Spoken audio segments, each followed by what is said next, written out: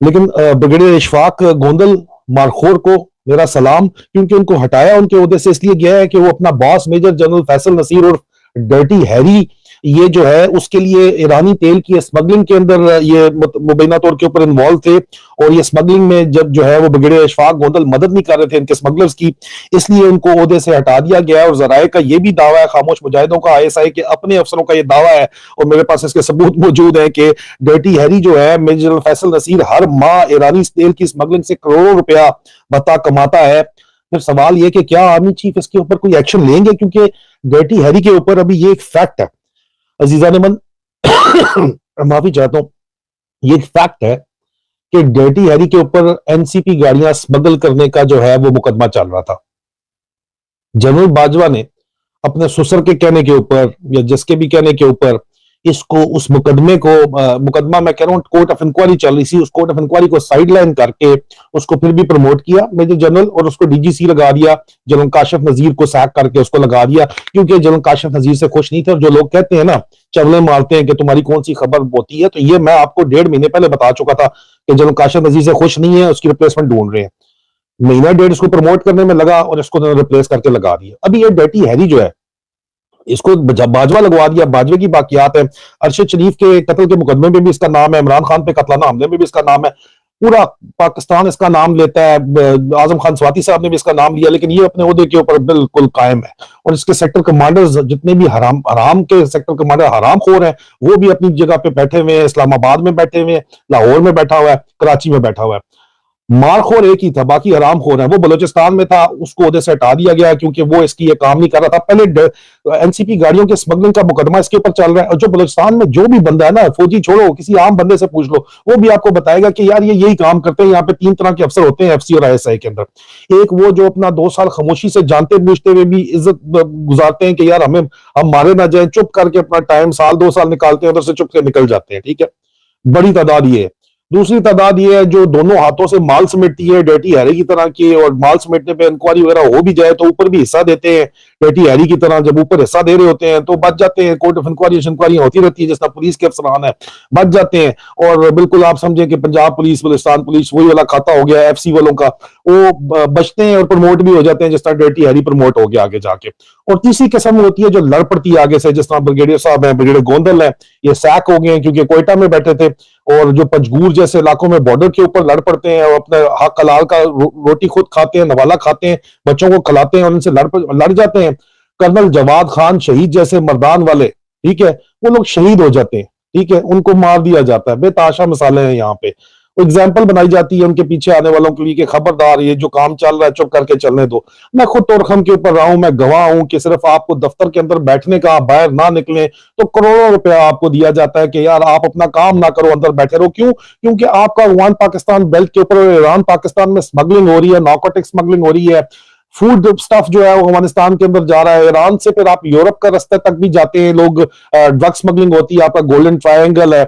उसके अलावा आपकी बहुत बड़ी तादाद ये ईरानी डीजल स्मगलिंग, इसको हलाल समझते हैं वहां पे बहुत से अफसर जो है, और वो हलाल अफसर ये काम करके, गवादर के अंदर भी यही काम है। अब गवादर की आवाम क्यों जो है वो खड़ी हुई है, कहती है अपने लिए तो आप जो है वो स्मगलिंग करते हैं ईरानी तेल की, जब हम ये काम करना चाहते हैं, रोजी कमाने के लिए भूख नंग है, तो आप हमारे ऊपर जो है वो डंडे चलाते हैं, हमसे बत्ते मांगते हैं, और हमारे ऊपर जो है वो आप कानून कायदा हमें पढ़ाते हैं। अपने अफसरों को आप रोकते नहीं है वहां पे, वो हमारे हमसे आप फाटक के ऊपर पैसे मांगते हैं। आपके नीचे लोग, आपके अफसर जो है खुद उन्होंने टैंकर्स, लोगों ने, मैं अफसरों को जाती तौर के ऊपर जानता हूँ, टैंकर्स खरीद के रखे हुए हैं जी, कि जो अब टैंकर भर के कराची तक बस पहुंच जाए तो चांदी हो जाती है, 100% प्रॉफिट हो जाता है, 100% देने के बाद, रास्ते में खर्चा देने के बाद भी। यार माइंड मत करना, लेकिन ये बातें हो रही हैं, और क्योंकि हमने 75 साल से इन बातों के ऊपर बात नहीं की ना, इनको एक्सपोज नहीं किया, इसी वजह से ये बढ़ चढ़ के मसले बढ़ते चले जा रहे हैं। और इस वक्त डर्टी हैरी जैसे जानवर हमारे पाकिस्तानी कौम के ऊपर जो है वो चढ़ दौड़े हैं, और बाकी सारे इनको क्यों नहीं रोकना चाहते? क्योंकि ये डर्टी हैरी जिस वक्त डीजीएमआई थे, जनरल आसिम मुनीर, जिस वक्त मैं आपको कई दफा बता चुका हूं, जब ये डीजीएमआई थे तो इनका सेक्टर कमांडर सिंध का एमआई का ये डर्टी हैरी था, फैसल नसीर था।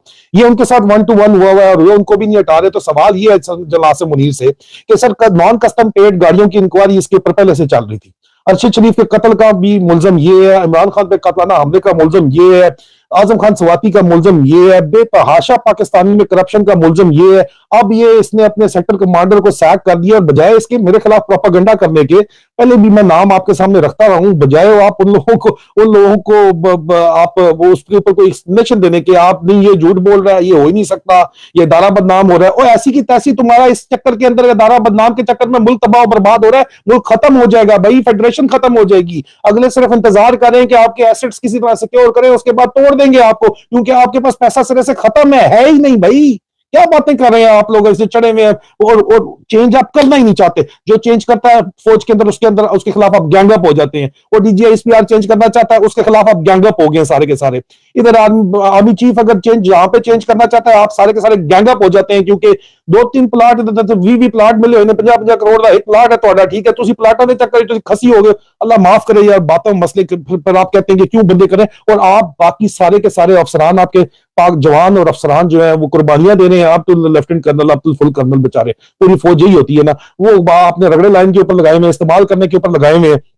खुद आप क्या कर रहे हैं जनाब, खुद आपकी स्मगलिंग अगर आपके बंदों की नहीं चल रही तो आप सेक्टर कमांडर तक को, ब्रिगेडियर इशफाक गोंदल को, सर आपको सलाम है, इनको भी सैक कर देते हैं। यहां पे इस वक्त इदारों के अंदर एक बहुत बड़ी रेजिस्टेंस चल रही है। और अजीजा नमन, अगर आप पूरे पाकिस्तानियों को, पूरी फौज को गाली निकालने लग जाओ आईएसआई को, तो मैं बिल्कुल इसकी इजाजत नहीं देता, मैं बिल्कुल सपोर्ट नहीं करता, क्योंकि मुझे तक खबरें भी आईएसआई के अपने ही सीनियर ऑफिसर्स पहुंचा रहे हैं, खामोश मुजाहिद पहुंचा रहे हैं, और लड़ भी पड़े हैं, ठीक है, ये फौजी अफसर नहीं है जो वहां पे लड़ भी रहे हैं, रेजिस्टेंस भी कर रहे हैं, हलाली अफसर मौजूद है आपकी खातिर, रोजाना की बुनियाद के ऊपर ये अफसर कुर्बानियां दे रहे हैं, ठीक है। इनको ये बात समझ है, इनको मुल्क से मोहब्बत है, इसलिए आपको ये बता रहे हैं, इसलिए डिसहार्टेड भी है, एक्टिवली भी, प्रोएक्टिवली आके काम कर रहे हैं। अनफॉर्चुनेटली बदकिस्मती से बाजवे ने जो हमारे सर के ऊपर हरामखोर मुसल्लत किए थे, वो हरामखोर सिर्फ और सिर्फ अपनी 1.5 इंच की मस्जिद बनाना चाहते हैं। और कैरियर टोनी जो है ना, टोनी अफसर सिर्फ अपनी नौकरी के एसीआर के चक्कर में, अपनी एसीआर, अपनी ओईआई के चक्कर के अंदर पूरे के पूरे मुल्क का बेड़ागर्क करे। और जालिमों, जब मुल्क ही नहीं बचेगा पीछे, तो तुम लोगों की ओईआई और एसीआर किस काम आएंगी, तुम्हारे प्लाट किस काम के आएंगे, जब बचना ही नहीं है पीछे मुल्क, तो मुल्क के बारे में तो सोच लो कुछ। ये बात जो है इस वक्त बहुत ज्यादा जरूरी होगी, इसके ऊपर बात करना। इदारों की कोई बदनामी नहीं होती, काली काली भेड़ों को आइडेंटिफाई करना बहुत जरूरी है। यहां पे एक अफसर जाता है, वो पेटियों के अंदर भर के पैसे ले आते हैं बलूचिस्तान से। बलूचिस्तान के आम आदमियों का हालात देखो, उनके साथ जो आप वादा करते हो आप पूरा नहीं करते, सिर्फ अपना टाइम टपाते हो वहां पे। हालांकि हर बात का हल बातचीत के अंदर पिन्हा है।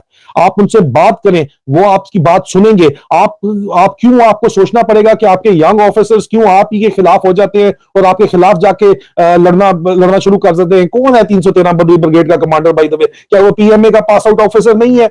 बात है, मैं आपको बात कर रहा हूं, क्यों वो भाई, वो कोई इन्फिल्ट्रेटर वगैरह इस तरह नहीं होते। क्यों लोग बागी हो जाते हैं आपसे? क्योंकि वो देखते हैं कि ऊपर लेवल पे आप लोगों को फर्क नहीं पड़ता। आप कहते हैं जरा दाढ़ी वाला लिखो, काट दो। यार ये क्या हरकत है यार, ये किस तरह मतलब आप इस मुल्क को बचाएंगे? और फिर आपको जो बताए, आपकी नीयत ही नहीं है ठीक करने की। आपका डायरेक्टर आईओआईएसपीआर के अंदर बैठ के जो है वो बातें इस तरह की करता है जिस तरह उसको कोई शर्म हया गैरत ही नहीं है। वो उसका ख्याल है वो अभी भी किसी सऊदी कंट्री के अंदर बैठा हुआ है, जो बार बार वो अपने फॉरेन लैंग्वेज कोर्सेज करके वो पाकिस्तान में पहुंचा ही नहीं है वापस अभी तक, ठीक है।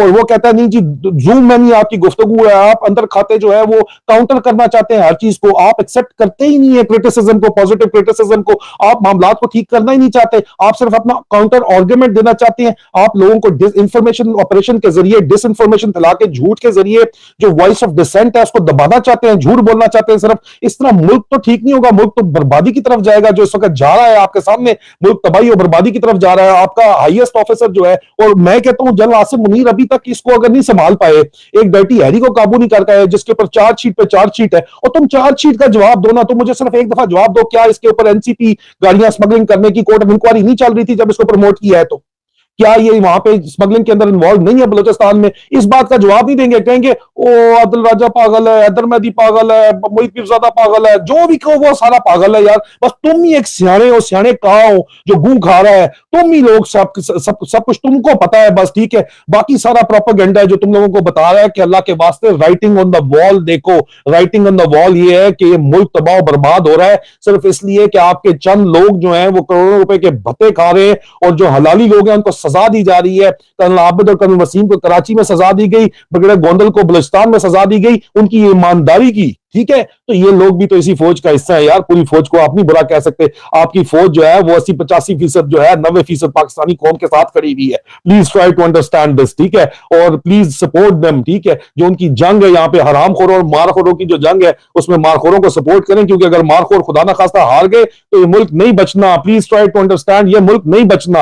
आपको बार बार कह रहे हैं यार, आप लोगों को समझ ही नहीं आती है, आप उल्टा काउंटर प्रोपेगेंडा चला देते हो। भाई ये लोग बांटने के लिए तैयार है इस वक्त मुल्क, ठीक है। यहाँ पे इन्होंने अपना अपना हिस्सा पहले बांट ली है, ये अपने अपने हिस्से पे टुकड़े के ऊपर भी अगर हुकूमत मिली तो ये गिद्ध हैं जो मुर्दा गोश्त भी नोचेंगे यहाँ पे। प्लीज ट्राई टू अंडरस्टैंड, ये जो कौमें रियलाइज नहीं करती हैं वो हमेशा ज़लील ख्वार होती हैं। और क्या आप बातें करते हो बड़ी बड़ी के, नहीं जी मुल्क जो है वो तो कायम ही रहेगा सब कुछ।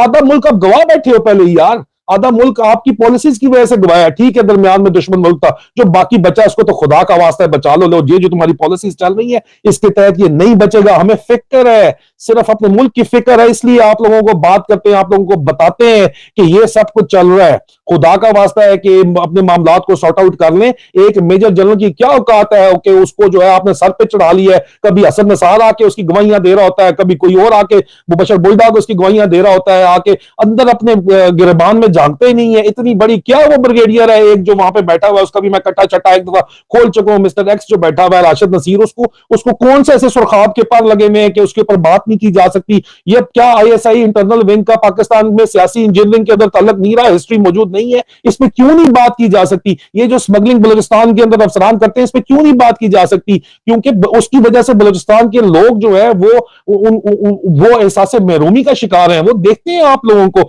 आपकी हरकतों को देखते हैं और उसके बाद वो रिजेंटमेंट पैदा होती है। आपके अपने अफसर जो है वो आपसे टूट के चले जाते हैं। इसके ऊपर भी किसी दिन डिटेल में बात करेंगे। सोचें जरूर यार, अल्लाह को अपनी अकल को हाथ मारो। और ये मुल्क ही नहीं बचेगा तो तुम लोगों की जर्नैलियां किधर जाएंगी, तुम्हारे प्लाट किधर जाएंगे, कहां लेके जाओगे इनको भाई। ये खूनी इनकलाब मत लोगों को मजबूर करो खूनी इनकलाब की तरफ जाने के लिए। होश के नाखुन लो, मामलात को ठीक करो। ये जो गंदे अफसर सर के ऊपर बिठाए हुए इनको साइड लाइन करो। मजाक ही बना लिया आप लोगों ने अभी तक चलाए जा रहे हैं। और general Asim Munir sahab, the country and the veterans are disappointed in you कि आप अभी तक जो है इन लोगों को किसी साइड लाइन नहीं कर सके। अभी तक आप अंडर प्रेशर हैं, अभी तक आप कमांड कंट्रोल, इतना टाइम नहीं है आपका। हम दे सकते, ये कौम अफोर्ड कर सकती है कि आप इसको अप्रैल तक खींचेंगे और पीछे ही अपनी पॉलिटिकल इंजीनियरिंग करते रहेंगे। जो पॉलिटिकल इंजीनियरिंग ये पंजाब के अंदर प्लान कर रहे हैं उसके ऊपर अगले लाइव व्लॉग के अंदर मैं आपसे जरूर बात करूंगा। अल्लाह बशर्ते जिंदगी बढ़े।